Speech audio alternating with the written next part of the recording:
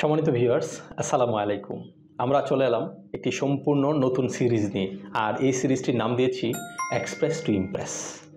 সম্মানিত ভিউয়ার্স, একটি কথা আছে না যে আমি আপনাকে প্রতিদিন মাছ ধরে খাওয়াতে পারবো না, আপনাকে একটি জাল কিনে দিব, আপনি ধরে ধরে খাবেন। আমরা এই সিরিজের মাধ্যমে আপনাকে একটি জাল উপহার দিতে চাই। আপনি যদি এই চ্যানেলে নতুন হন তাহলে চ্যানেলটি সাবস্ক্রাইব করে আমাদের সঙ্গে থাকতে পারেন। আপনাদের একটি লাইক, একটি কমেন্টস, একটা সাবস্ক্রিপশন আমাদেরকে পরবর্তী ভিডিও তৈরি করার জন্য অনেক বেশি অনুপ্রাণিত করে। Wishing you all the best. Welcome your journey towards mastering public speaking. Let us all express to Impress.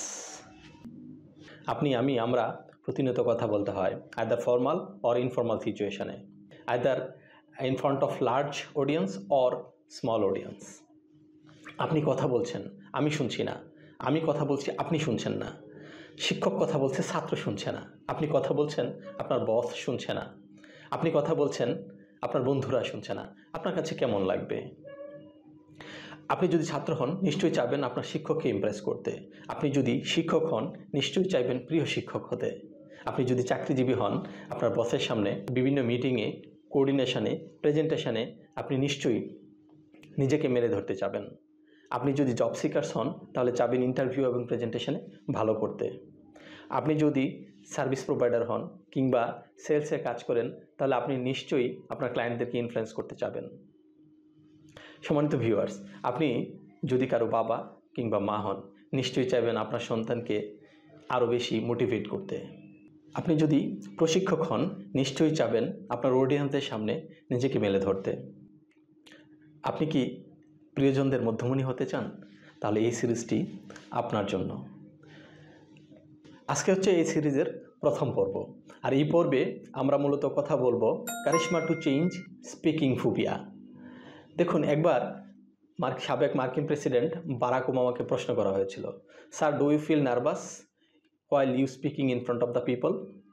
He shared he feels nervous on stage all the time. দেখুন, আমরা সবাই কিন্তু কথা বলার সময় নার্ভাস থাকি, বিশেষ করে যখন আমরা কোনো অডিয়েন্সের সামনে কথা বলি। আমাদের নার্ভাসনেসের ধরনগুলো আবার এক এক রকম। ধরুন, আগামীকাল আপনার একটা ইম্পর্টেন্ট ইন্টারভিউ, মিটিং অথবা একটা প্রেজেন্টেশন আছে। আপনি কিন্তু আজকে থেকে কিছুটা হলেও নার্ভাস থাকবেন। সেই নার্ভাসনেসগুলো কিন্তু আপনার বিভিন্নভাবে প্রকাশিত হবে। যেমন ধরুন, আপনি প্রেশারে থাকবেন, আপনার অ্যাংজাইটি থাকতে পারে। আপনি টেনশন করবেন।